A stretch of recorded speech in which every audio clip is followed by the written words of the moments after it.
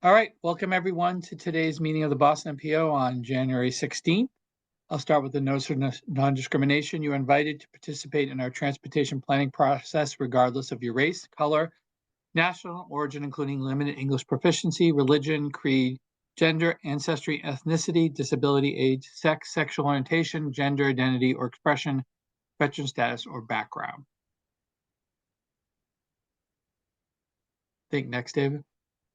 In terms of accessibility, this meeting is accessible to people with disabilities. Zoom products are compliant with exceptions with the following standards: Web Content Accessibility Guidelines 2.1 Level AA standards and revised Section 508 standards. If you require any additional accommodations in order to participate fully in this meeting, or if you have any technical difficulties, please contact Abby Cutrubes Harimi at the MPO staff at acutrumBes@ctps.org or 857-702-3682 or via the chat box. Thank you. Just to remember the guidelines for our virtual meeting, all participants will join the meeting with muted microphones. Please rename yourself to include your first name, last name, and affiliation.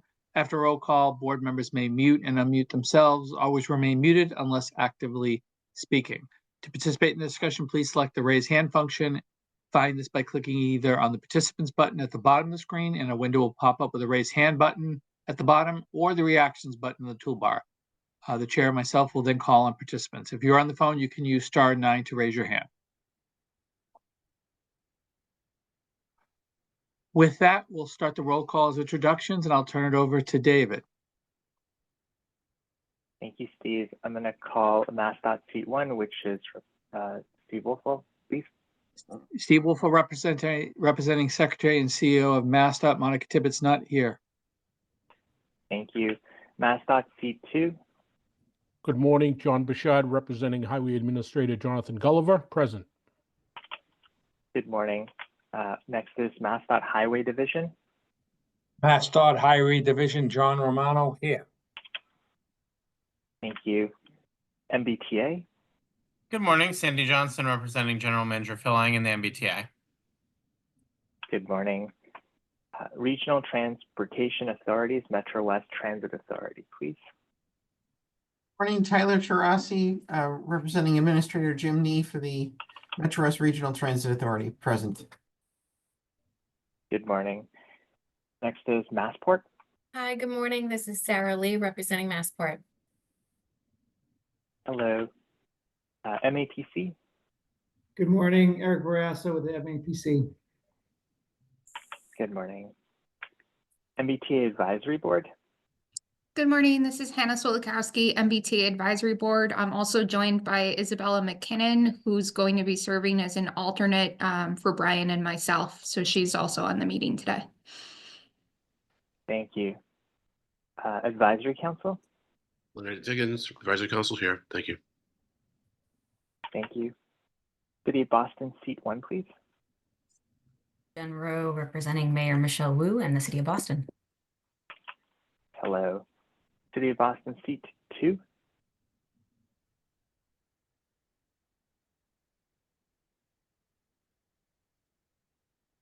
Okay. Next is at-large City of Everett. Jay Monty, representing Mayor DeMaria in the City of Everett. Hello.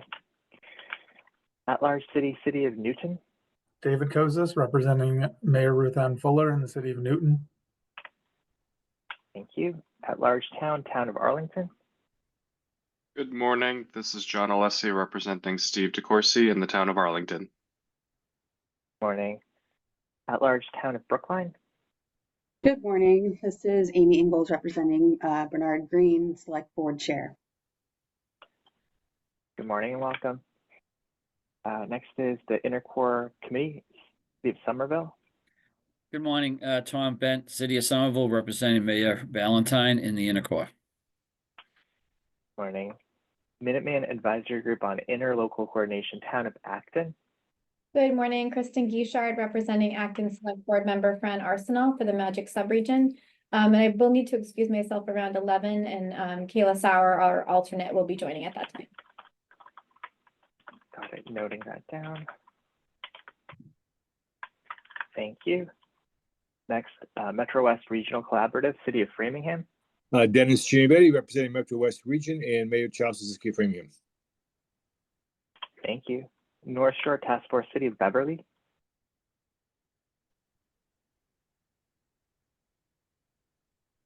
Moving next, North Suburban Planning Council, Town of Burlington.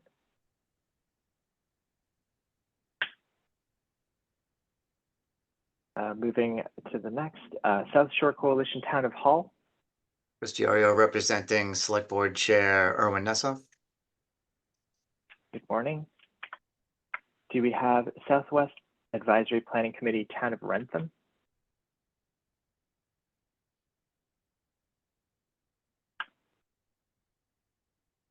And then Three Rivers Interlocal Council, Town of Norwood.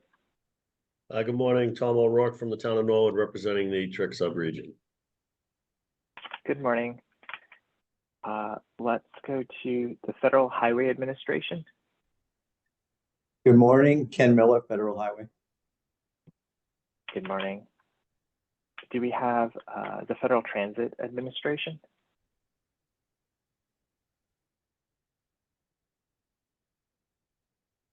And then I'm going to go back. I think I saw Nayeli. So City of, may I please call on City of Boston seat 2? Yep. Nayeli Rodriguez. Yep, present. Okay, welcome. And is there anyone else I have not called on the roll? Pause for a moment. With that calls the roll, and I would like to hand it back to Chair. Thank you. Thank you, Dave, and welcome everyone again. For the chair's report, I'm going to actually, I don't have anything to report, but I want to recognize Derek Cravat to give an update. So Dave, if you could let him give an update, that'd be great.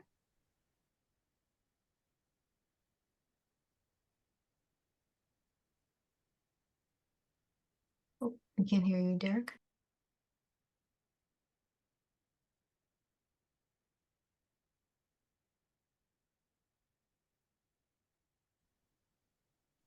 Can you hear me now? Is that better? Okay, excellent. Yes.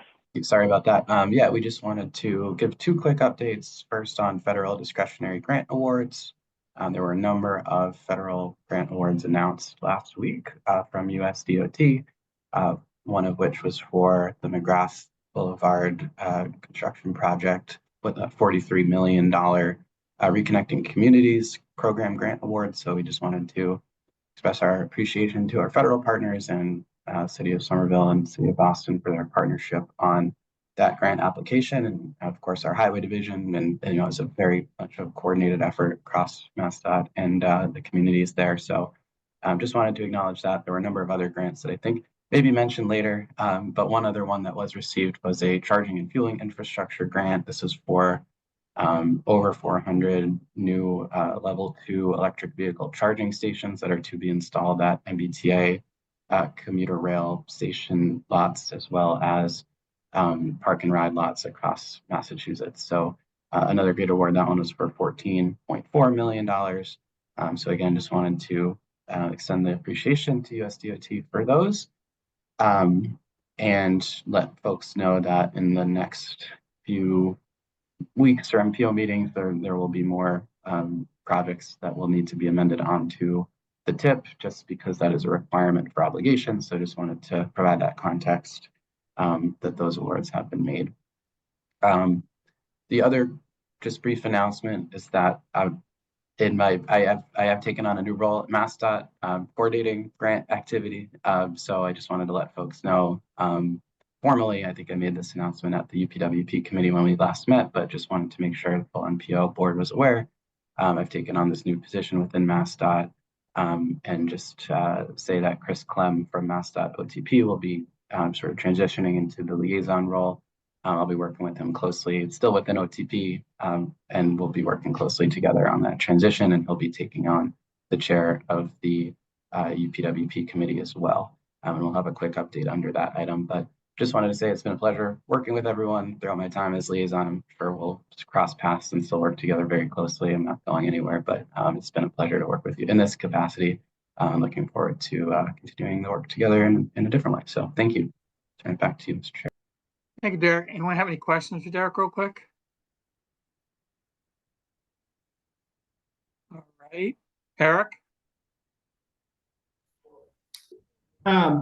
Yeah, well, first of all, Derek, thank you. Thanks for all the work that you've done.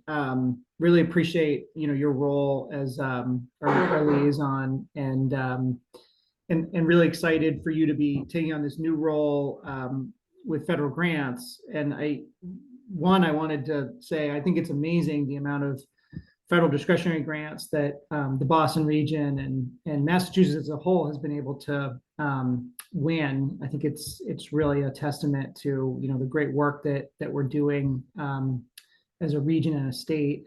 I also wanted to mention that in addition to the ones Derek talked about, we actually heard just yesterday that MAPC was awarded a grant from the Joint Office of Energy and Transportation for a grant that we had submitted back in the spring for piloting different ways of electrifying the bike share system. And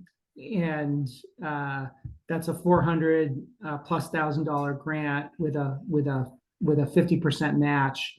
So about an $800,000 funding for that, and that's a partnership with the city of Boston and with the bike share operator Lyft. So that's a really exciting opportunity, and we just heard about that one yesterday, and looking forward to moving that forward.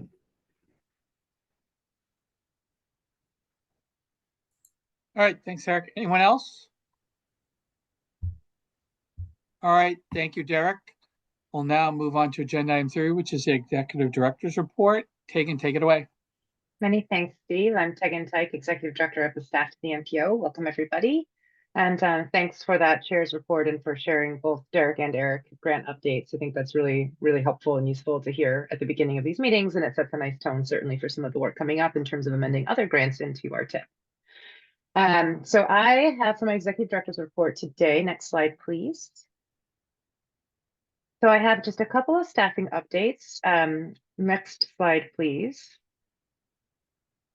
So as you all know, when we do have new staff who join us, I often do announce them in advance of joining the team. But then once they join the team, particularly if you're going to see their faces in front of this board, I like to do a quick introduction to allow them to introduce themselves very quickly. So you could put a face to the names sort of early on, and then hopefully you'll see more of them in the future. So first, next slide. I wanted to give Dorcas Okaija an opportunity to introduce herself. She is a new senior transportation planner in the multimodal planning and design group. And she just started a little over a week ago, almost 2 weeks now. And so Dorcas, if you're able to unmute, could you just please say hello and introduce yourself to the board? Hello, my name is Dorcas Okaija. I recently graduated from Iowa State University with a PhD in civil engineering, and I just joined the MPO as a senior transportation planner. I'm excited to join and contribute as much as I can. Thank you so much. Many thanks, Dorcas. And please, everybody, say hello. If you have any reason to reach out to Dorcas in the near term, please don't hesitate to do so. And then I'd also, next slide, like to introduce, drum roll, because it takes a second, Olivia Sakosha, who we announced recently would be joining us as the regional planner and UPWP program manager, and she is on the MPO activities team. She also started just a little under 2 weeks ago, and I'd like her to also unmute if she is able and give a brief introduction to you all. Hi, hi, I'm Olivia. I am the new UPWP program manager and a regional planner for the MPO. Before being at the MPO, I was working for several transportation management associations in Somerville and Everett and surrounding Lower Mystic communities. So I'm excited to be in this role at the MPO, and I will be working closely with the UPWP committee. So I'm really looking forward to it. Thank you. Many thanks, Olivia. Many thanks, Dorcas. Welcome. And I know everyone else will be happy to welcome you as they have a chance to talk to you. So thank you for unmuting and saying hello. Next slide, please. I have one more announcement on the staffing side.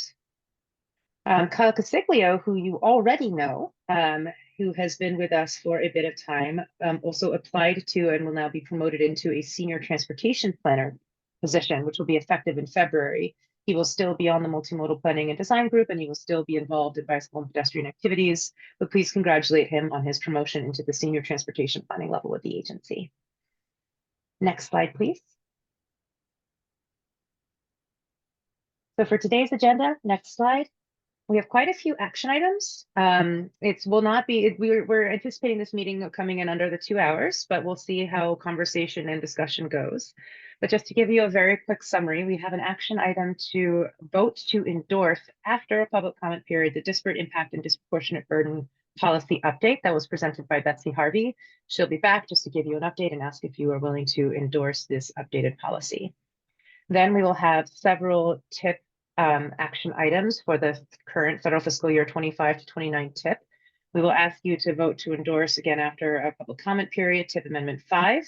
That one's primarily focused on reallocating funding within the MWRTA's budget for new vehicle acquisitions. And then we will have 2 new amendments for you to discuss and vote on to release for 21-day public comment periods. And both of them are related to various grant opportunities that are being programmed in the TIP, and I will let Ethan introduce you to both, remind you of Amendment 5 and introduce you to those 2 amendments when it is time. Then we will also ask you to take action on a proposal to include Boston Region project submissions into the MassDOT Resilience Improvement Plan. And so I'll wait again for us to hit that action item, and we'll give you some updates about what the plan is and what those projects are.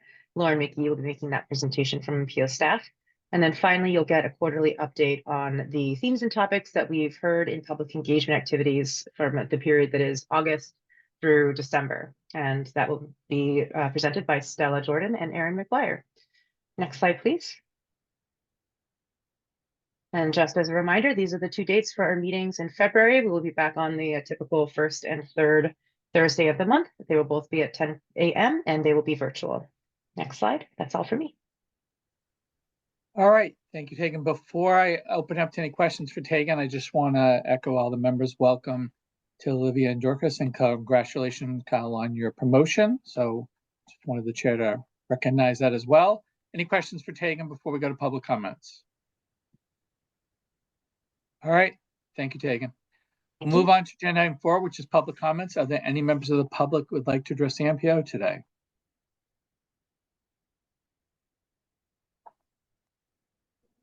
I don't see any hands raised. Dave or Lauren, do you see any? All right. Not on my side. All right. All right. With that, we'll move on to agenda item 5, which is committee chairs reports.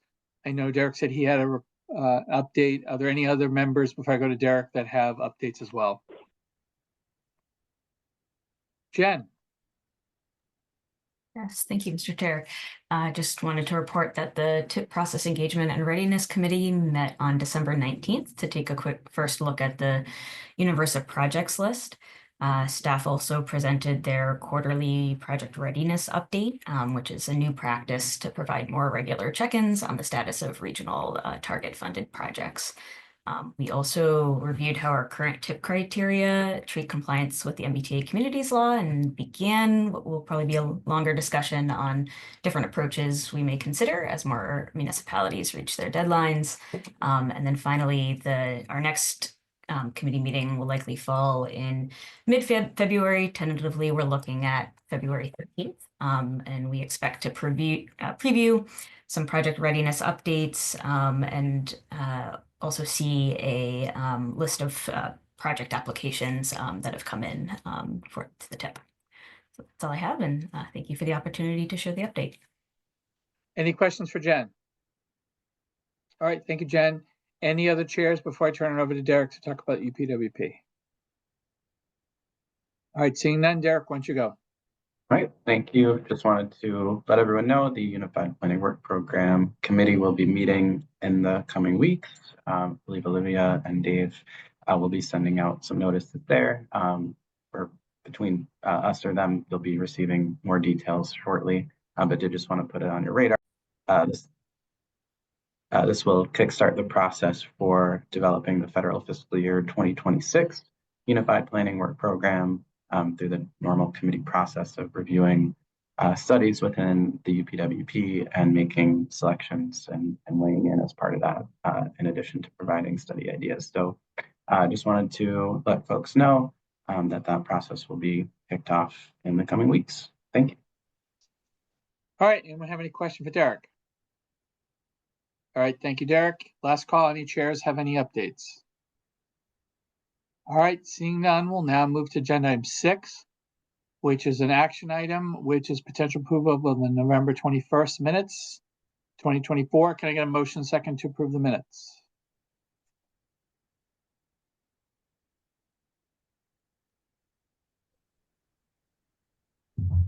Eric and then Jen.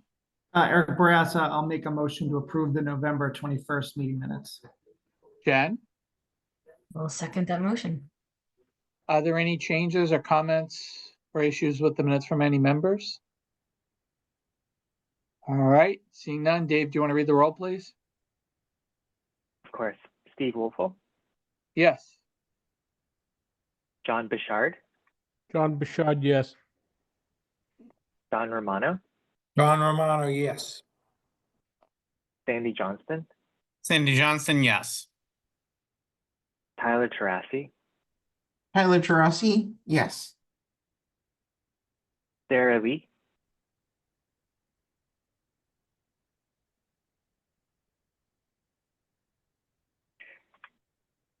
Eric Barassa, Eric Barassa, yes.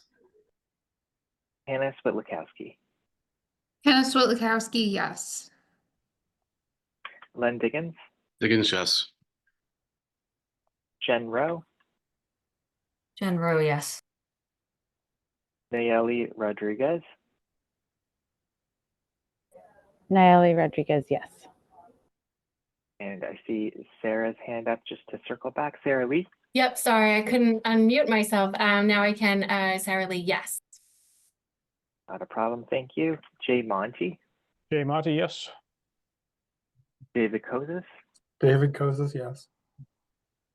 John Alessi, John Alessi, yes. Amy Ingalls, Amy Ingalls, yes. Tom Bent, Tom Bent, yes. Kristen Guichard, Kristen Guichard, yes. Dennis Giambetti, Dennis Giambetti, yes. Darlene Nguyen, Darlene Nguyen, yes. Chris Diorio, Diorio, yes. Tom O'Rourke, Tom O'Rourke, yes. thank you. And are there any other board members who would like to cast a vote that I've not called upon? With that, that motion carries. Back to you, Mr. Chair. All right, thank you, everyone. Thank you, Dave. We'll now move on to our next action item, which is agenda item 7. It's the disparate impact and disproportionate burden policy update from Betsy Harvey Hertzfeld. So I'll turn it over to Betsy. Take it away. Thank you, Mr. Chair, and good morning, everyone. My name is Betsy Harvey Hertzfeld. I'm the Transportation Equity Program Manager for the MPO, and I'm here to ask for your endorsement of the updated disparate impact and disproportionate burden policy, or DIDB policy. Next slide, please. Originally adopted in November of 2020, this board voted on December 5th, 2025 to release the revised policy for public review. The policy guides the MPO in determining if minority or low-income populations would be disproportionately impacted by the projects in the Long Range Transportation Plan, or LRTP. Impacts we have analyzed in the past include air quality, travel time, and access to destinations. Revisions to the policy include a description of how the MPO will mitigate disparate impacts and disproportionate burdens, revisions to improve clarity and organization, and the addition of people with limited English proficiency as a population for which we will analyze disparate impacts. Just as a reminder, mitigation will take place through the 4 transportation improvement programs, or TIPs, that immediately follow an LRTP. In other words, the TIPs that are completed in the 4 years during which an LRTP is active. And if the cumulative impacts of those TIPs provide a greater benefit than the disparity, the impact will be considered mitigated. If they don't, we would address them in the next LRTP cycle. After the policy was voted to release for public comments, there was a 30-day public comment period, during which time we received 1 comment letter. The commenter requested clarification on how limited English proficiency would be determined, and staff responded that any person who does not speak English very well, according to the U.S. Census Bureau's American Community Survey, would be considered to have limited English proficiency and therefore covered under the DIDB policy. And the response and the letter are posted on our calendar. Next slide, please. So that wraps up my presentation. I'm happy to take any questions that you might have and ask for you to endorse the updated DIDB policy. Back to you, Mr. Chair. Thank you, Betsy. Anyone have any questions for Betsy?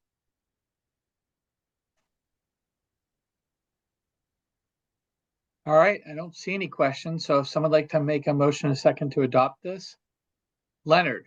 Mr. Chair, I'm happy to make a motion to adopt or endorse the updated DBDI policy. Thank you. Thanks, Leonard. Jen? I'll happily second that motion with another thanks to Betsy for her work on this update. Really happy to see the additional specificity about how our approach to mitigating disparate impacts and disproportionate burdens, and also how this is more clearly integrating DIDB into staff's overall performance-based planning and programming work. So thank you. Thanks, Jen. All right, we have a motion a second. Any last questions or comments for Betsy? Leonard, do you have another comment or, all right, it was just Leonard, keep his hand up. All right, anyone else? All right, seeing none. Dave, could you read the roll, please? Certainly. Starting with Steve Wolfel, Yes. John Bouchard, John Bouchard, yes. John Romano, John Romano, yes. Sorry about that. no problem, thank you. Sandy Johnston, Sandy Johnston, yes. Tyler Terrassi, Tyler Terrassi, yes. Sarah Lee, Sarah Lee, yes. Eric Barassa, Eric Barassa, yes. Hannah Switlikowski, Hannah Switlikowski, yes. Len Diggins, Diggins, yes. Jen Rowe, Ben Rowe, yes. Nayeli Rodriguez, Nayeli Rodriguez, yes. Jay Monty, Jay Monty, yes. David Kozis, David Kozis, yes. John Alessi, John Alessi, yes. Amy Ingalls, Amy Ingalls, yes. Tom Bent, Tom Bent, yes. Kristen Guichard, Kristen Guichard, yes. Dennis Giambetti, Dennis Giambetti, yes. Darlene Wynn, Darlene Wynn, yes. Christy Orio, Christy Orio, yes. Tom O'Rourke, Tom O'Rourke, yes. This motion carries, and back to you, Mr. Chair. All right, thank you, everyone. Good job, Betsy. Thank you.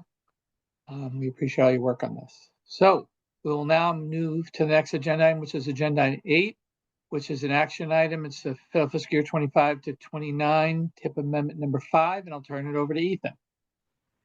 All right. Thank you very much. Good morning, everybody. My name is Ethan Lapointe. I am the Transportation Improvement Program Manager with the Boston Region MPO. Before we get stuck in on Amendment 5 to the federal fiscal years 2025 to 29 tip, I did want to provide MPO members with some line of sight on an administrative adjustment that MPO staff, MassDOT staff, and MBTA staff are currently working on. Administrative adjustment is an item that does not require MPO board approval, but we want to make sure that you are aware of it. It is related to the core capacity grant that the MBTA has been applying for, which was originally presented as part of Amendment 4.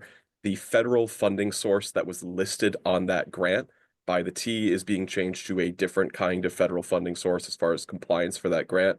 There's also another project in this administrative adjustment, which is currently listed on our eSTIP financial backend, but is inconsistent with the programming scenario that the MPO board had voted out back on, or rather endorsed on June 6th of this past year. So as part of this administrative adjustment, we would just be making that funding source correction for the MBTA's project and eliminating that one project from eSTIP that was not voted on there.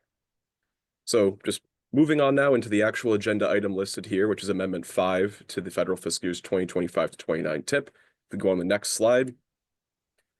As a bit of a refresher, Amendment 5 proposed the reallocation of funding for some Metro West Regional Transit Authority line items out of an infrastructure purchase line item towards new revenue vehicle acquisitions.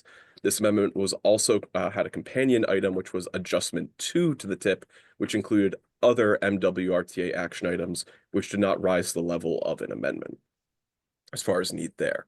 If we can go on to the next slide. Public comment for Amendment 5 began on Friday, December 6th and concluded December 27th at 5 p.m. And during that period, MPO staff did not receive any public comments. Go on the next slide. MPO staff are requesting that the board votes to endorse Amendment 5. Happy to field any questions. All right. Anyone have any questions for Ethan? All right. Can I get a motion, a second to endorse, please? Tyler? I will move to endorse tip amendment number 5 as presented. Eric?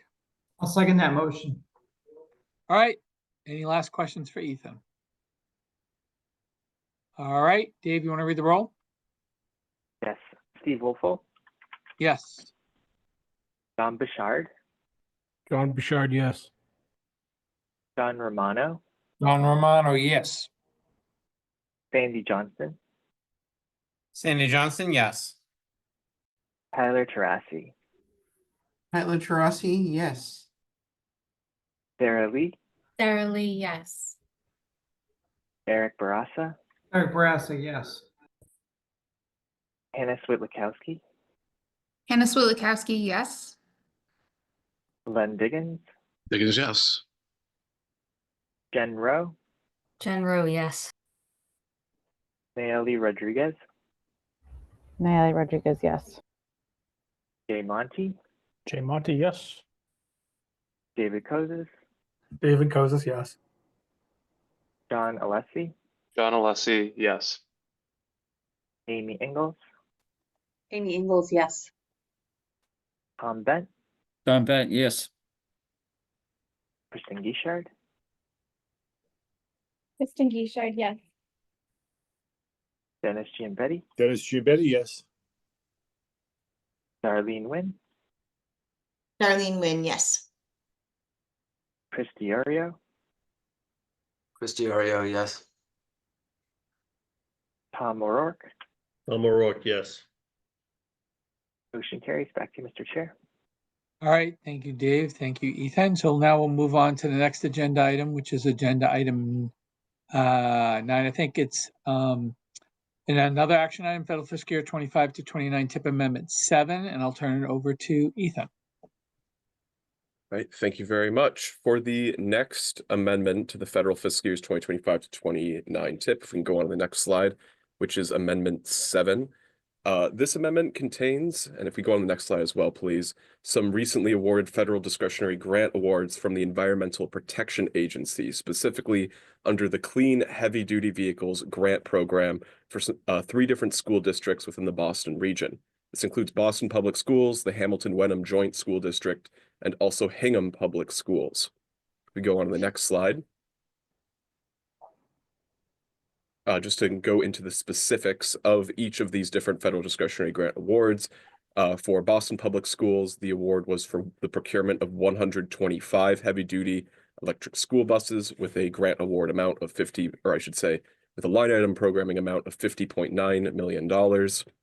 For the Hamilton-Wenham School District, it's the procurement of 17 electric school buses for $7.06 million.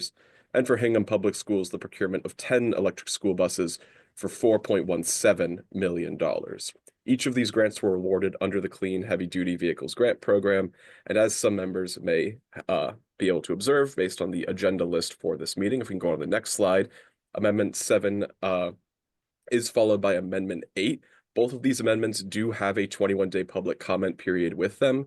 The reason why these 3 projects were not consolidated into the other projects in Amendment 8 was because MPO staff had been looking at a potential need to do an accelerated comment period for these grants, though that ended up not being necessary, though we couldn't pivot in time to consolidate these 2 action items into one.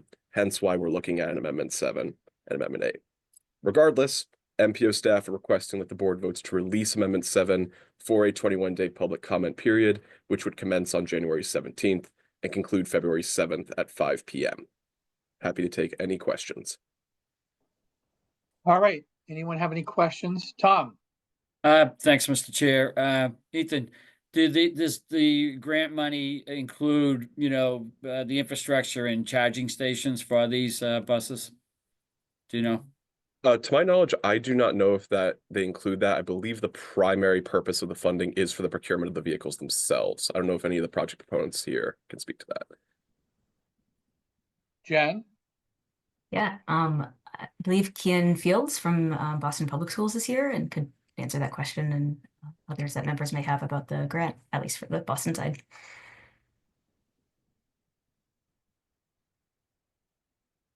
All right, go ahead. Cian, you have the floor. So, yeah.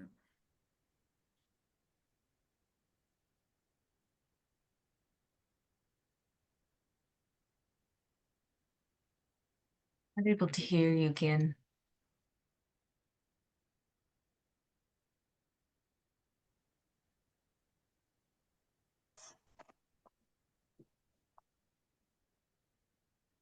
All right, Jen, while he's having, Yeah, I can. do you want to try to answer the questions until he Sure. can get his?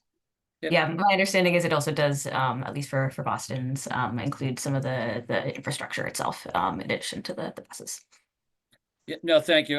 My only reason was, it's a large cost to do that, so I was just curious if the municipality had to, pay for that themselves. Thank you.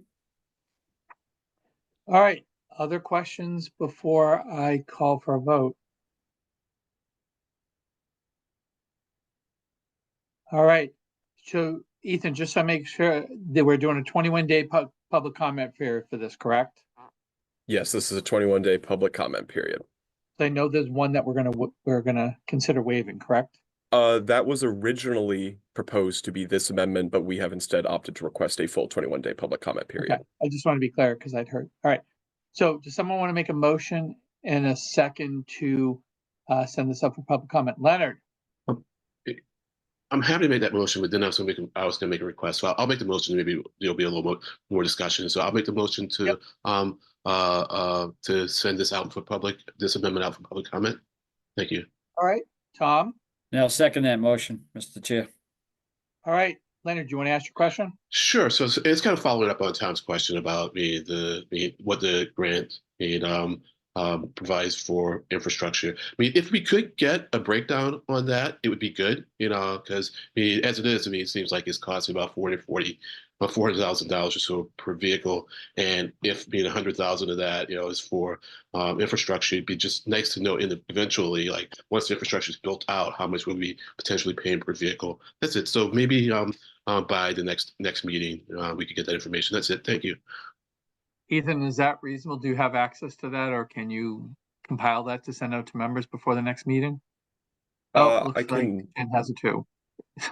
Never mind, Ethan. Jen answered. Do you want to add anything, Ethan? I can see about touching base with the project proponents and for the Hamilton-Wenham School District and also Hingham Public Schools as well, to see if they may be able to furnish that. All right, thank you. Just want a rough idea. That's all. So we don't have to be thorough or extensive about it. That's it. Thank you. All right. Any other questions or comments? Get my All hand right. down. Seeing none, Dave, do you want to read the roll, please? Yes, starting with Steve Wolfle, Yes. John Bouchard, John Bouchard, yes. John Romano, John Romano, yes. Sandy Johnston, Sandy Johnston, yes. Tyler Terassi, Tyler Terassi, yes. Sarah Lee, Sarah Lee, yes. Eric Barassa, Eric Barassi, yes. Hannah Switlikowski, Hannah Switlikowski, yes. Len Diggins, Diggins, yes. Jen Rowe, Jen Rowe, yes. Nayeli Rodriguez, Nayeli Rodriguez, yes. Jay Monty, Jay Monty, yes. David Kozis, David Kozis, yes. John Alessi, John Alessi, yes. Amy Ingalls, Amy Ingalls, yes. Tom Bent, Tom Bent, yes. Kristen Guichard, Kristen Guichard, yes. Dennis Giambetti, Dennis Giambetti, yes. Darlene Nguyen, Darlene Nguyen, yes. Christy Ario, Christie Ario, yes. Tom O'Rourke. Tom O'Rourke, yes. Motion carries, Mr. Chair. All right. Thank you, Dave. Thank you, Ethan. We'll now move on to the next and last, I believe, tip item, which is agenda item 10. It's an action item for fiscal year 2025 to 29 amendment number 8. Ethan, take it away. All right, thank you. And for the third action item here for the federal fiscal years 2025 to 29 tip, this is Amendment 8. If we can go on the next slide, please. This amendment also includes some other federal discretionary grant awards, including 3 new Safe Streets and Roads for All grant awards in the Boston region, and also the Prioritization Process Pilot Program, or P4 grant award for the Boston region.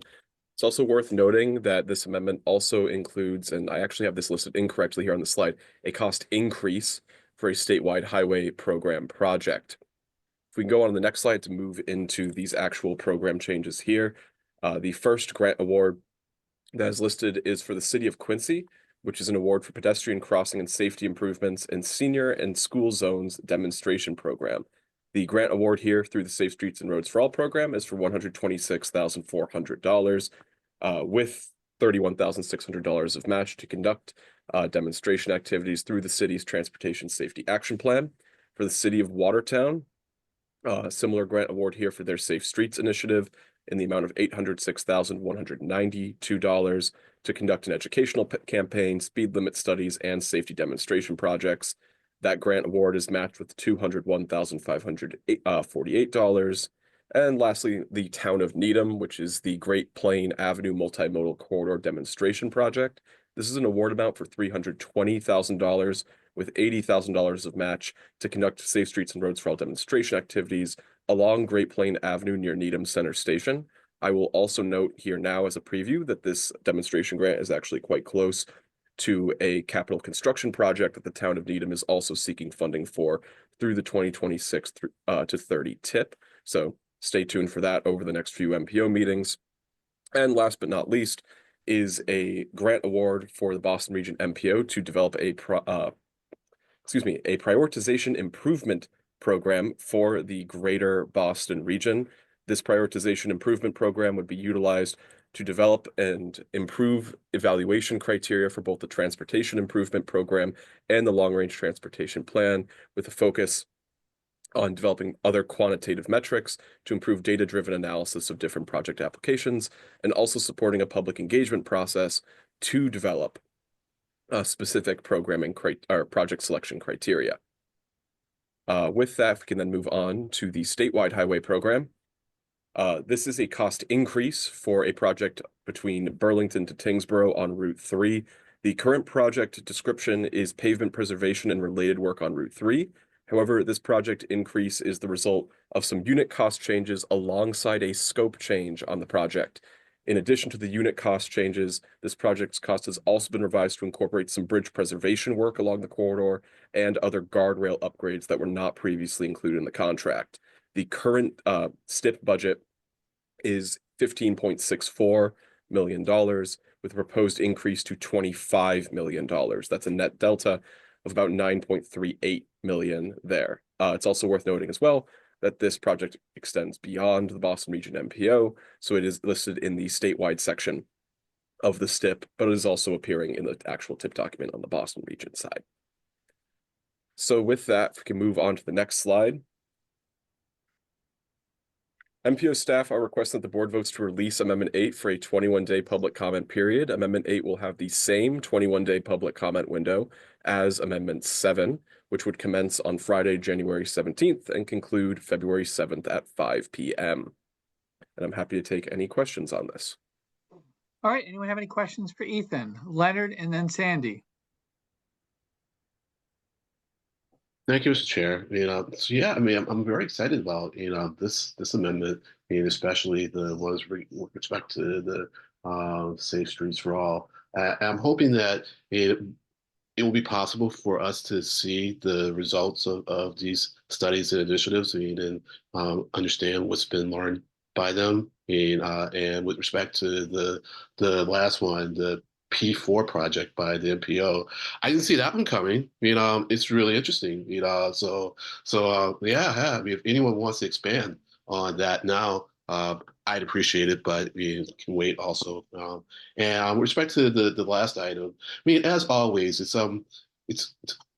I think it's good for us to get a handle, on the scope increases, and so it'd be good to know, how what is the surprise factor, and then what we maybe could learn so that we aren't surprised by them, on other projects. I know this is an MPO discretionary project, but we could learn from it, I think, so that as we are dealing with our tip, we can have a sense of what we can expect, from the projects that we select. That's it. Thank you very much. Thanks, Leonard. Sandy? Yeah, thanks. First of all, congratulations to all the municipalities that won SS4A grants, and to MPO staff for the project prioritization grant. That's very exciting. I did want to just, I think, reinforce something Len said, which is I'd love to hear more details about what the project prioritization grant is going to look like, and how staff are thinking of using that money, and improvements folks are thinking of making to the project prioritization process. So I imagine some of that will be hashed out in the Tipper Committee, but would love to see more information shared when appropriate with the MPO. All right, thanks, Andy.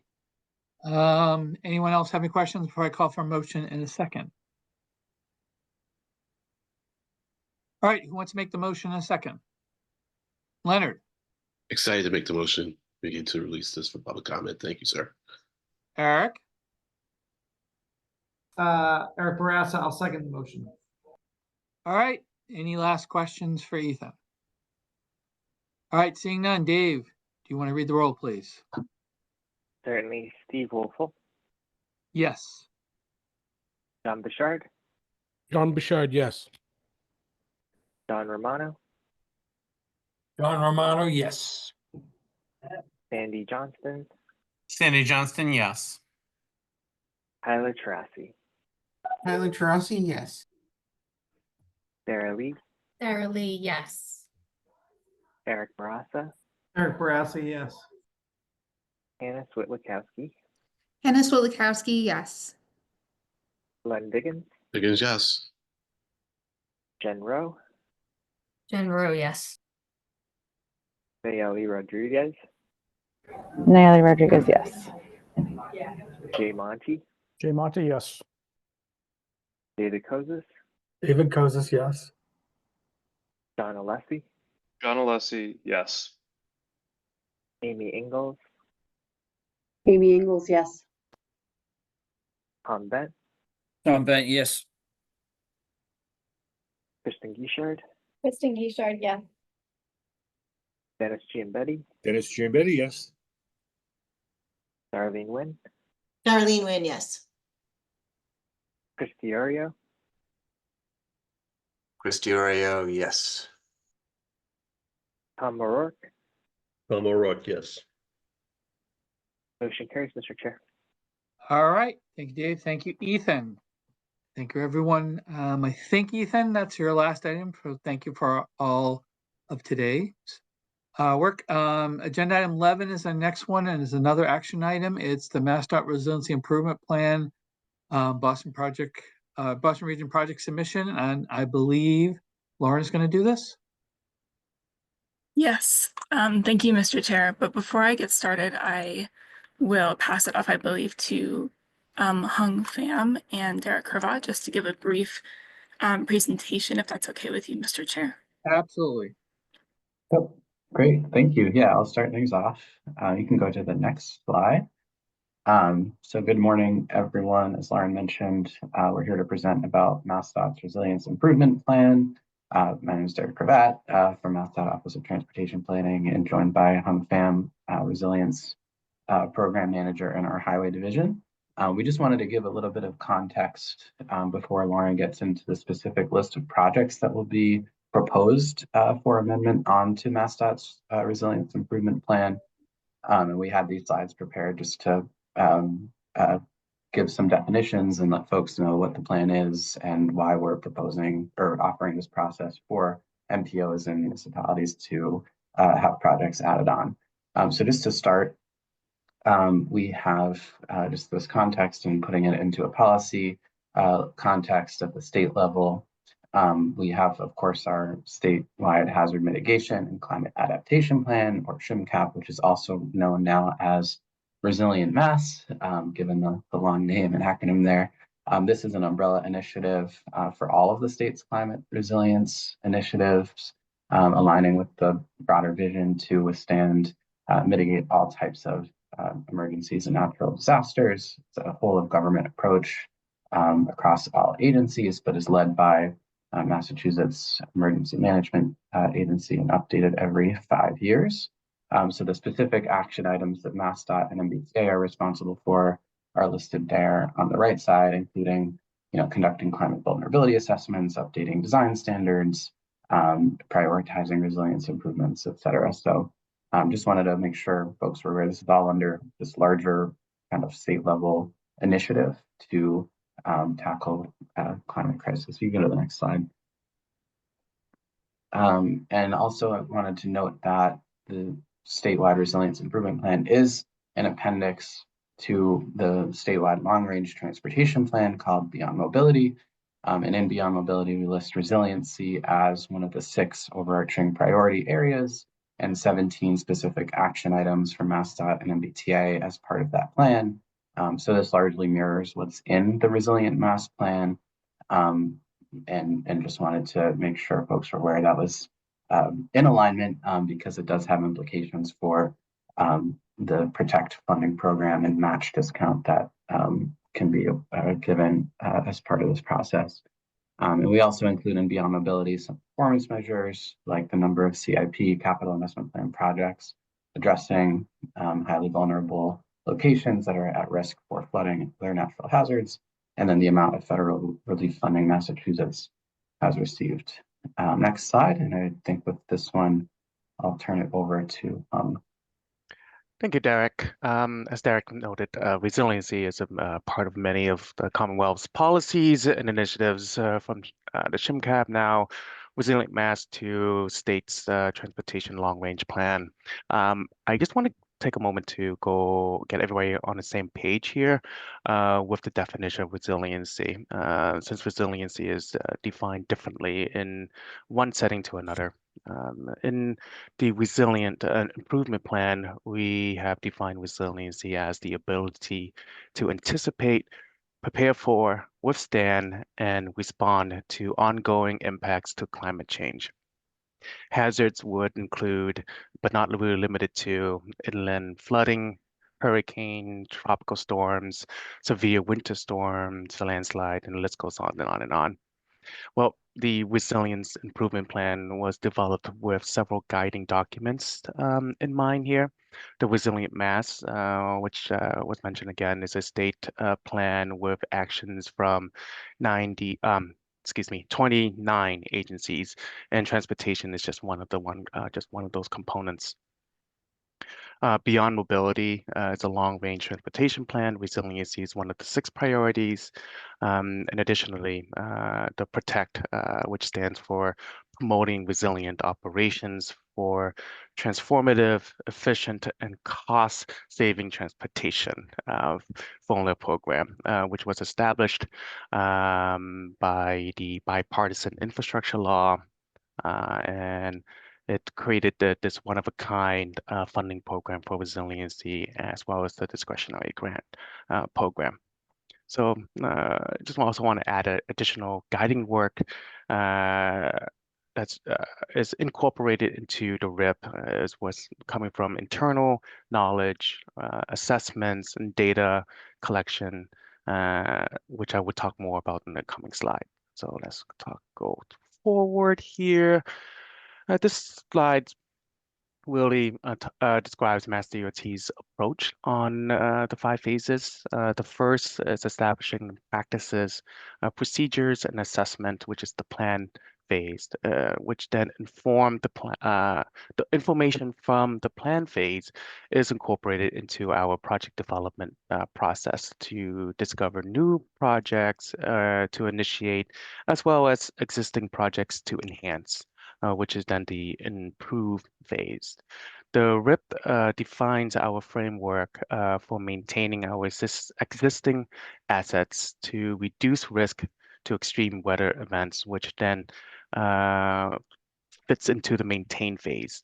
An emergency response plan to react and recover quickly from a natural disaster is then implemented into the response phase. And lastly, the RIP discusses our initiative to work with municipalities and coordinate with others throughout the Commonwealth on our approach, which is the inform phase. And each phases has 3 stages, 4 stages, which is the goal that we want to accomplish, completed actions that we want to do, ongoing and in-progress actions, as well as future actions that we want to tackle within each phase. Let's go on to the next slide. So I just want to talk about, take a moment to highlight one part of the plan about how we would integrate resiliency throughout our work. When a project is initiated, the project will go through the planning and scoping phase. The Mapit application will automatically screen the proposed project locations against environmental, system conditions, equity, and safety layers that then generated a score, which would incorporate resiliency. The environmental review checklist is another arm in which Mass DOT can capture the resiliency and stormwater element into the scope. In the design construction phase, projects that exceeds a potential MEPA threshold will go through the climate exposure and risk information, and will strive to take in the recommended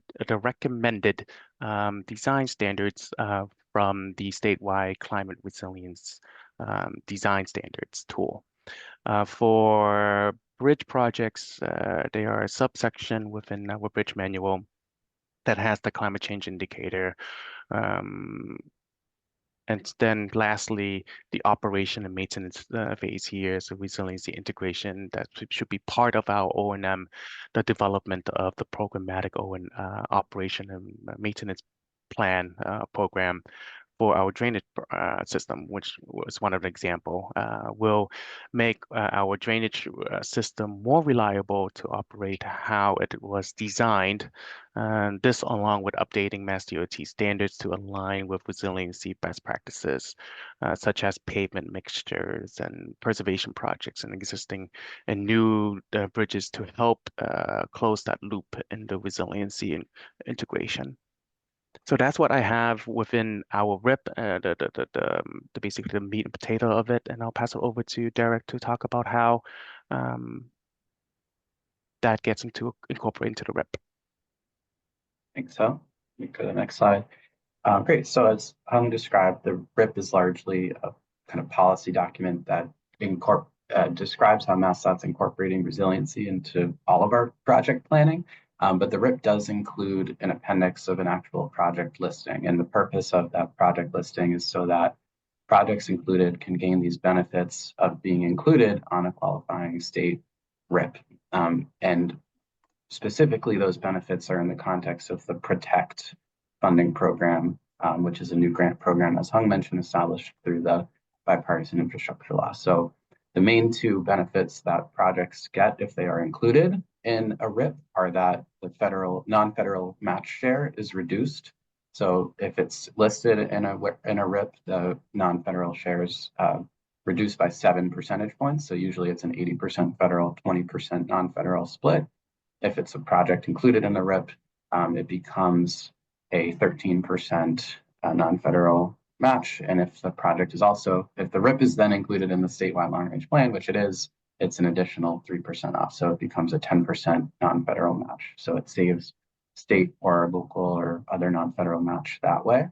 And the second big thing is that if a project is going after Protect discretionary grant funding and it's included in a qualifying RIP, there is no benefit cost analysis required as part of the Protect application for that particular project. And BCAs can be quite technical and costly, especially for smaller communities. And so having these projects on the RIP is, of course, valuable in that sense as well. And the RIP is just linked on this slide if folks are interested in looking at after that. You can go to the next slide, which I think is our last slide before we turn it over to Lauren. Just kind of teeing up that we announced this process, given those benefits I described of projects being included in a RIP, to solicit projects for inclusion. Right now, the RIP just has state projects listed, so the resiliency projects on state-owned and maintained roadways. But we wanted to add an additional list that we are considering regionally endorsed and sometimes municipally proposed projects to add to this list so that these projects can also gain the benefits under the Protect funding program. So we've developed this process. We've established a spreadsheet template that we've distributed to all of the MPOs statewide. And we've asked folks, and I'm sure you've seen emails and things from CTPS just requesting project inclusion on that list. So ultimately, there will be two lists in our appendix for the project listing, one for statewide priorities I mentioned is already there. And then there will be an additional list after this process closes, which as of yesterday, we've asked for those lists. And this is just the formal endorsement of that. But we do need to get these to our federal partners in time for the Protect funding deadline, which is February 24th, 2025, is when all Protect grant applications are due. And so having them now allows us to compile that list, make sure we're formatting it, making it ADA accessible and compliant, 508 compliant on our website, which is a requirement as well. So that's kind of the overarching process and context for why we're here. And I think Lauren has more specifics on the Boston region list. So I'll pause there. Thank you. All right, Lauren, before I turn over to you, anyone have any questions for Derek or Hung? Hey, Holly? Hi, I just want to say I appreciate MassDOT and the MPO staff for working on to compile this list, given all of our Protect applications a leg up, and mention that you'll notice the Blue Hill Avenue project on this list, which we've shared about before in the context of amending a prior raise grant onto the TIP, as well as a proposal to this board that the board considered in the past to fund the Mattapan Square portion of the project. And the city is now preparing an application to Protect specifically for the construction of green infrastructure along the corridor for construction funds. And we anticipate that these would improve its resilience to flooding and heat in the changing climate. So if granted the funds, we would use them for the elements that are the City of Boston's financial responsibility as outlined in our preliminary cost sharing and design MOU with the MBTA. And since we're seeking a letter of support from the MPO, we wanted to share our intent to apply with everyone today. Thanks. Leonard? Yeah, thank you. This has to do with the elimination of the cost benefit analysis. You said, Derek, that it's costly to do it, but it seems like we're losing valuable information by not doing that analysis. And I'm wondering to what extent we were using that, or we would have used that, to help us select projects. And is there any way we can go about getting that analysis done, even if the MPO or some other entity has to pay for it? And I guess the final question is, what is the expense, in proportion to the project? So that's it. Thank you. No, it's a good question. I think the reason why it's of value is that it's so costly to produce one sometimes, especially if it's a larger project or even medium size or smaller one for a smaller community. We've heard estimates that they can sometimes cost up to $50,000 and you need a consultant team to do it, right? So it's kind of a make or break scenario sometimes. Like if if a benefit cost analysis needs to be done. We've heard reports from communities saying like they won't even apply or have the capacity to apply to protect if that requirement is in place. So just having it off the table as far as a requirement is helpful in that it allows them to apply in the first place. So it totally agreed with you that it's very valuable information, and it would be, I think it does strengthen applications, right? Like if a community can do it, and if there's could be support provided to do it, it doesn't hurt, and it actually, I think makes the application stronger. The reason it's again helpful is just because it can be make or break in that sense.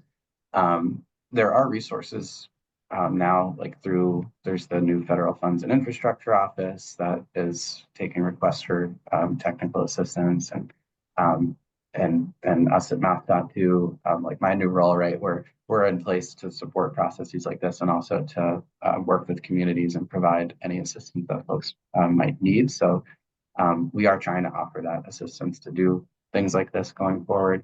But that's kind of like that's the rationale, right? Is that it's mostly valuable in that context. If it can be done, it would be great if it could. But if it's that scenario where it's like going to be nothing at all, or no benefit cost analysis, that's kind of why we took that step and wanted to do it for communities. But I got you. Well, not that anyone's asking me, because it seems like this is a done deal, but I would encourage us, to figure out some way, to do those cost benefit analysis. And maybe it's because of my other roles, but when people ask me, why aren't you doing something like this? I understand Derek's answer, but it's a hard answer to give, So, all right, that's it. Thank you. Understood. All right, other questions before I go to Lauren?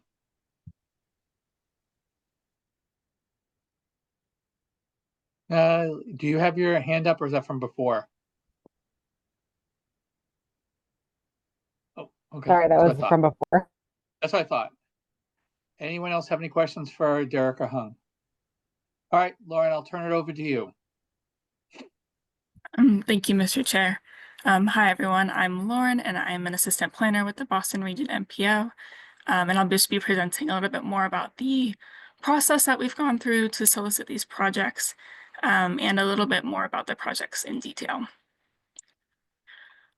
So subsequent to the US DOT soliciting applications for funding under the Protect Discretionary Grant Program in October of 2024, MassDOT sent communications asking MPOs to solicit transportation resilience projects to include in the statewide resilience improvement plan on November 21st, 2024. In addition, MassDOT recommended that this list of resilience projects be endorsed by the appropriate MPO board. And then in early December of 2024, MPO staff sent out communications to its municipalities to solicit resilience projects from Boston Region proponents for MassDOT to consider in their resilience improvement plan. Between December 5th and January 13th, MPO staff compiled a list of all identified resilience projects submitted to MPO staff that aligned with the Protect Discretionary Program guidelines. The list template shared with us by MassDOT categorizes each resilience project into a primary and secondary climate hazard that the project addresses. In the table and memo posted to the MPO calendar, each project has at least one primary hazard listed that specific project addresses, but most projects address two hazards. In the primary hazard category, there's one project that addresses average and extreme temperatures, one project that addresses changes in groundwater and/or groundwater rise.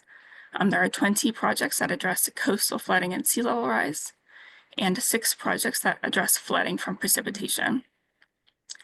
In the secondary hazard category, there are 2 projects that address average and extreme temperatures, 3 projects that address changes in groundwater and/or groundwater rise, 6 projects that address coastal erosion, 4 projects that address flooding from precipitation, and 10 projects that address resiliency to severe winter storms or nor'easters. So this first list of 26 projects is available on the MPO calendar for reference, and includes projects from local, regional, and state proponents. However, this is not a final list of projects. There may be future opportunities to incorporate more projects into the Resilience Improvement Plan with MPO member involvement. Like Derek mentioned, projects added to MassDOT's Resilience Improvement Plan will appear as a regionally endorsed list separate from MassDOT's statewide list of projects on state-owned roadways. Additionally, having projects included in MassDOT's list does not imply any MPO or MassDOT commitment to advance or fund the project. Rather, inclusion on the MassDOT Resilience Improvement Plan as a regionally endorsed project is an indication that the project meets the Protect Program criteria and is eligible for the benefits that Derek and Hung presented on earlier.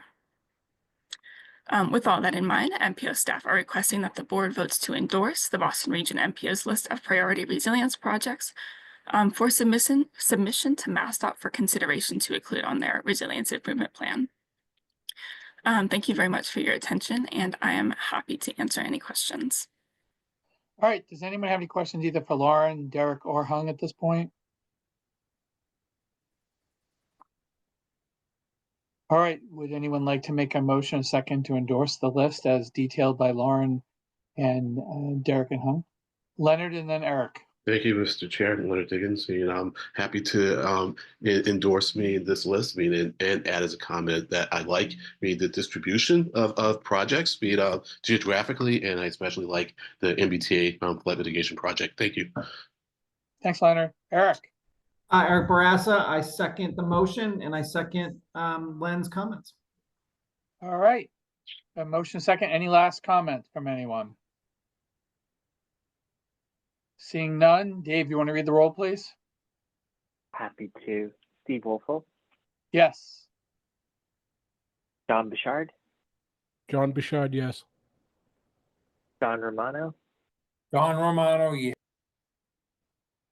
Sandy Johnston, Sandy Johnston, yes. Tyler Tarasi, Tyler Tarasi, yes. Sarah Lee, Sarah Lee, yes. Eric Barassa, Eric Barassa, yes. Hannah Switlikowski, Hannah Switlikowski, yes. Len Diggins, Diggins, yes. Jen Rowe, Jen Rowe, yes. Natalie Rodriguez, Natalie Rodriguez, yes. Jay Monty, I think Jay had to step out to another meeting, so I'm going to be filling in for him for the rest of the meeting. Eric Molinari, yes. thank you. David Kosis, David Kosis, yes. John Alessi, John Alessi, yes. Amy Ingalls, Amy Ingalls, yes. Tom Bent,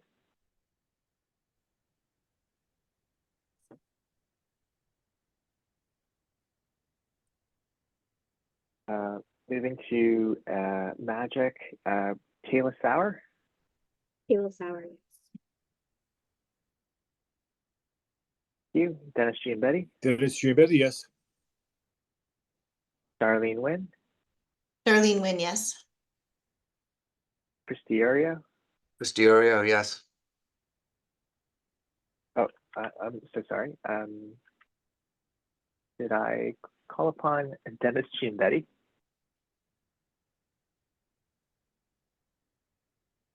I'm going to return Tom O'Rourke. Yes, you did. Tom O'Rourke, yes. This is Dennis. Thank you Yes, for you did. both. Thank you so much. Just circling back, is Tom Bent still present and would like to vote?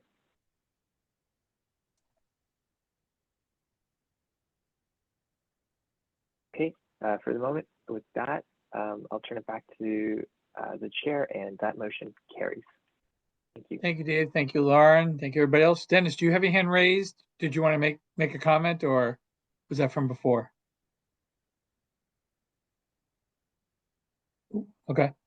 All right. So we will move on to the next agenda item, which is agenda item 12, which is our quarterly engagement update. I believe Stella is doing that, so take it away. Thank you, Mr. Chair. And hello, everyone.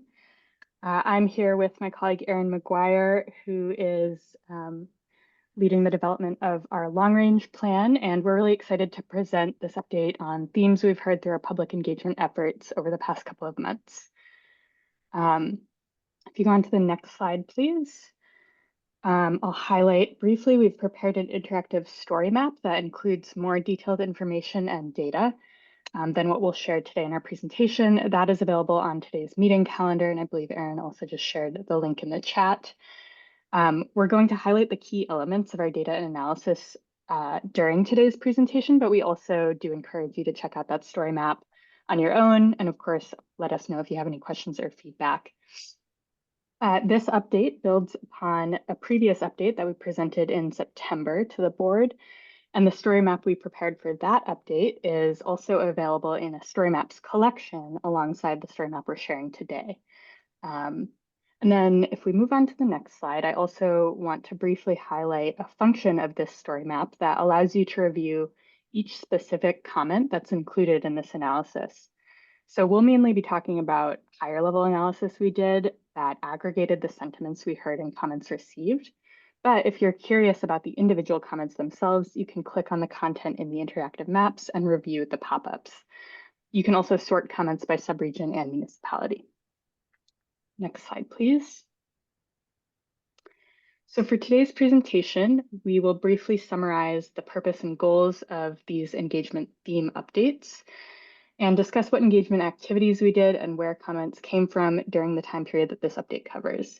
Then we'll dig into some themes that emerged in our analysis of comments for this update and discuss how these might be applied to the long-range plan and other areas of our work. Next slide, please. So as we discussed back in our first engagement themes update in September, the purpose of these updates is really to increase the visibility of public engagement data and build stronger connections between public priorities and MPO decisions, particularly during the development of the next long-range plan. So the goals for these updates include improving the alignment of our public priorities and our planning outcomes, strengthening relationships with community-based organizations and advocacy groups, and increasing transparency in our decision-making. We are still exploring ways to present this data in new and effective ways. These updates represent sort of one part of that exploration, but of course we welcome your suggestions on how these updates can be the most helpful for you as decision makers as well. And I'll also quickly note that these updates focus on what we heard from engagement. We'll review maps on how public and stakeholder priorities are distributed throughout the region, but that obviously does not tell the whole story about specifically who we heard from and how. The engagement program does also track that data and presents annual updates on public engagement process and practices with an evaluation of effectiveness and an assessment of gaps that considers geographic and demographic data as well. We felt that that was too much to include in these updates, so stay tuned for that separate update soon. And again, this one will just be focused on content that we heard through engagement. Next slide, please. So this update covers engagement data collected between August 1st and December 5th, 2024. The data we analyze includes comments staff received during several virtual and in-person meetings and events, which staff either hosted or participated in, as well as comments submitted directly to the MPO via email and comment forms.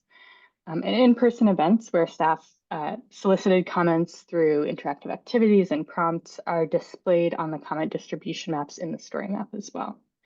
Commenters included members of the public, advocacy, and community-based organizations and municipal staff.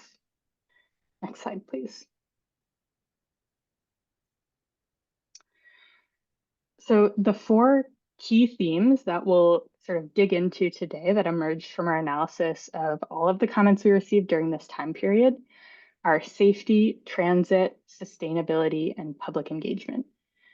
There's a breakdown chart of all of the themes that we analyzed on this slide, and we arrived at those four categories that I just went through by combining some of the topics on this chart that had topical overlaps, because many of the comments that we received discussed multiple topics or themes, and it made sense for us for the purposes of this analysis to do some grouping together of those. So I will hand it over to Erin now to kind of dig into each of these 4 top key themes that we heard. Thank you, Stella, and good morning, everyone. If we could move on to the next slide. So this slide is focusing on how themes have shifted from our September update. As a whole, transit, safety, and bicycle and pedestrian topics were the most common themes that we have heard about throughout both of these updates. During this specific time frame, engagement did become a larger topic of conversation, and we'll explore a little bit more about that in a bit. Within the story map, there is a separate map that allows you to compare the top themes that we heard from each municipality from both of these updates to get a better sense of how themes might have changed over time. There are several through lines from the themes explored in the previous update and this one, but there were also some new topics that were covered in this update. While we intend to build on our past analyses, this is also a standalone snapshot of the priorities that we heard during this specific 4-month period. If we could move on to the next slide, we can start going through the specific topics we heard. So similar to our first engagement update, safety ended up being a large recurring topic for our commenters, and many of these topics also noted strong concerns for people who are walking or biking on our roadways. These comments came from engagement activities that were not specific to the MPO's Vision Zero action plan, so we do have some additional safety points there. But Vision Zero was something that members of the public did bring up on their own and were interested in reducing fatalities. The safety-related data is also shared with the Vision Zero program. Within the story map, you can view safety-related comments by clicking on them, and you can view the individual comments themselves. But to summarize what we heard at a high level, many priorities were related to vulnerable roadway users, being people who are at a higher risk of injury in a crash, such as those who are walking, biking, or rolling, the youth and the elderly. We also heard many comments encouraging us to reduce conflict points between vehicles and these vulnerable roadway users. Commenters also discussed the need for more education about roadway safety, particularly for raising awareness for those who are walking and biking. If we could move on to the next slide. Transit also represents a significant amount of comments that we have received, particularly coming from the intercore communities. These comments cover a range of specific topics, from operational improvements to discussions of specific projects in various stages of development. One common trend that was discussed was a desire for improved bus services. Some commenters specifically noted a desire for improved services in Revere, Lynn, South Boston, and Mattapan. Other commenters discussed conditions on transit vehicles, such as delays, long headways, and crowding. And one commenter discussed the need for transit service frequency to increase as we expect mode shift to increase as well, as there is an increased demand there. Some other transit topics that arose included a discussion of consumer prices of transit, along with advocacy that transit improvements and cost reductions would benefit transit equity communities. Next slide, please. Some comments that we analyzed also highlighted several concerns around resilience and resilience to climate change. We noticed an increase in comments that were discussing air quality concerns related to congestion on roadways in nearby communities. These comments also encourage staff to pursue strategies to encourage mode shift and VMT reduction, and they were interested in knowing how staff can contribute to monitoring air quality benefits. Looking more at resilience itself, commenters also discussed an interest in further investments in green infrastructure and noted the importance of access to parks and open spaces. Next slide.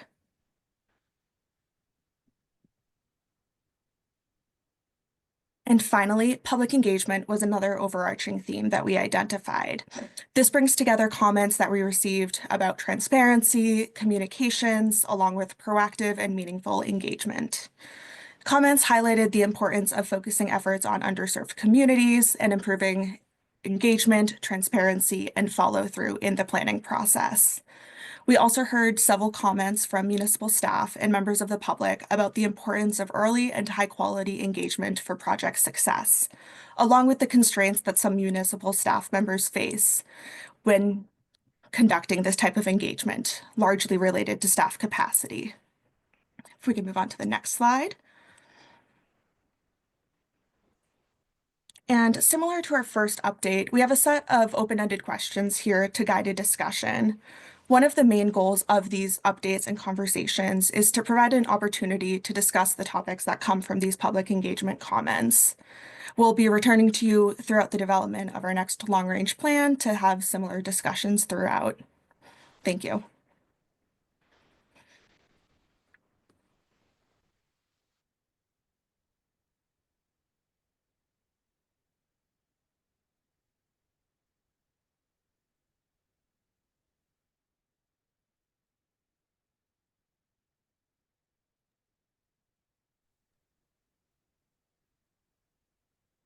Steve, did we lose you?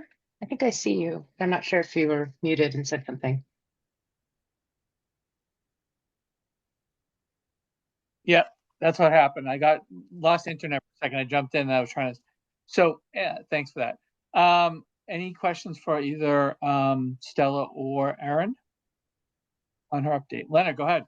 Thank you, Mr. Chair. I mean, so as is usually the case, I mean, I'd like to have some time to think about answering these. I mean, I certainly have a lot of questions and comments regarding this. So as with when you presented me the environmental engagement report, report on that, I humbly and respectfully request that maybe I can meet with Stella or someone, if it's not too much of an imposition or any time. That last conversation we had was really helpful. So if we could do that sometime at your convenience, I'd appreciate it. Thank you.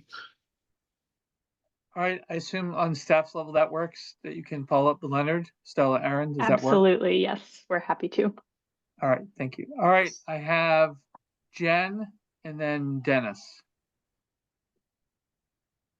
Yeah, thank you, Mr. Chair. Thank you, Stella and Erin, for the update.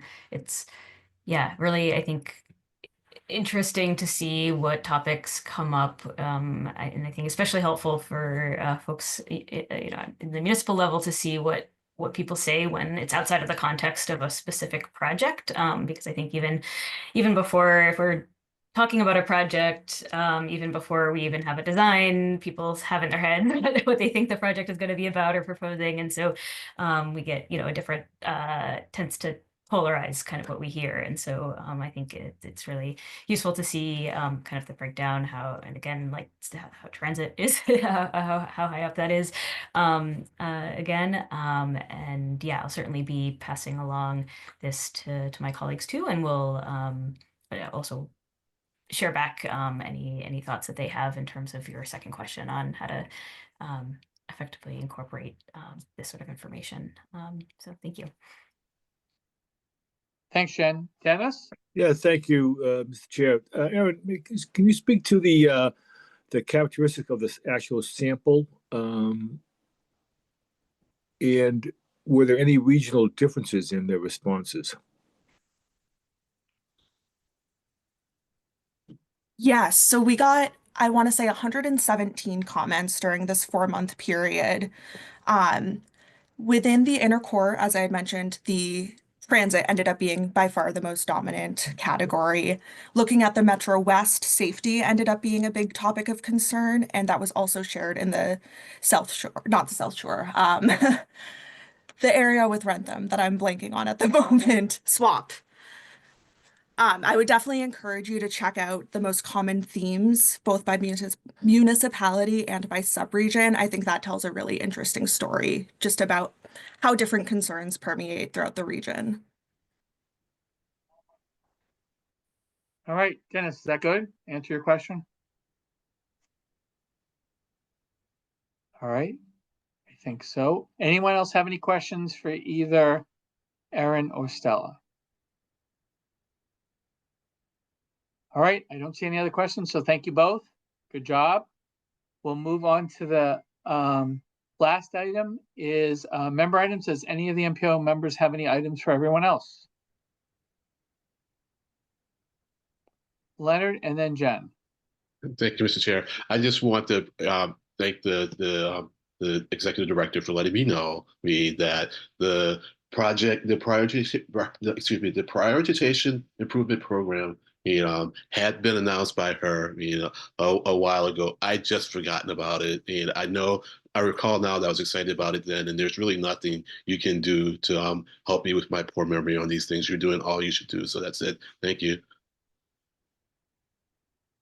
All right, Jen, Sandy, and then Tegan. Thank you, Mr. Chair. I just wanted to share some additional good news related to the Mattapan Square portion of the Blue Hill Ave project, which Naili referred to earlier in the context of the Resiliency Improvement Plan. We did hear from USDOT that on Friday that they've partially funded our application for Reconnecting Communities pilot program. We plan to use what will be $2 million of additional federal funds to reconstruct a section of Cummins Highway approaching Mattapan Square that'll connect the multimodal improvements that we're making on Cummins as part of a city capital project to those planned for Blue Hill Ave. And it'll collectively bring together two long separated sides of the neighborhood and make it easier for Mattapan residents to access the Neponset Greenway and Mattapan Station and our growing all ages and abilities bike network. So you can, in addition to the what you heard earlier in the meeting with the Trails report, you can expect a tip amendment about this in the coming months. And I'd congratulate the other awardees in the region. You heard about from MassDOT about the McGrath Highway. Thanks for that note, Derek. And then also the City of Revere received an award for their work around Wonderland, which we've also heard a little bit about, I think, earlier this summer. So that's really exciting. And then the MBTA also won an award, and perhaps that's why Sandy has his hand up also. So, pass it back to the chair to then call on Sandy. All right, thank you, Jen. Sandy. Thank you, Mr. Chair. Yes, Jen anticipated what I wanted to say, which is on the theme of the many discretionary awards being announced and talked about kind of in the end of the administration rush.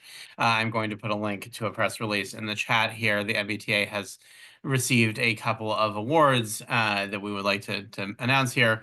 $4 million for the high-risk grade crossing elimination master plan, which is going to be looking at grade crossings that are both high priority and high risk across the MBTA network and looking at evaluating improvements to those. I imagine that's something the MPO might have some interest in. And then $2 million for design and planning for improvements to the JFK UMass station project. I know there's a lot of work going on in that area with the T, the city, MassDOT, and this will kind of help us keep that those improvements moving forward. So thank you, everyone. Thanks, Sandy. Tegan? Thanks. I was just going back to Len's comment. Thanks, Len, for saying something about that. But what I do want to say is that there's so much excitement around all of these grants, and certainly as MPO staff, I'm always open to feedback in terms of how to be, even more transparent and share information more. And I certainly register a lot of interest in understanding more about what the PPPP grant is going to look like and be about. And so we will be happy to come back to the board and talk more about that work as it is evolving. And please never hesitate to ask for more information from us on any of these initiatives if we're not as forthcoming as you might prefer. So thanks everyone for that. And congratulations to all on all these awards.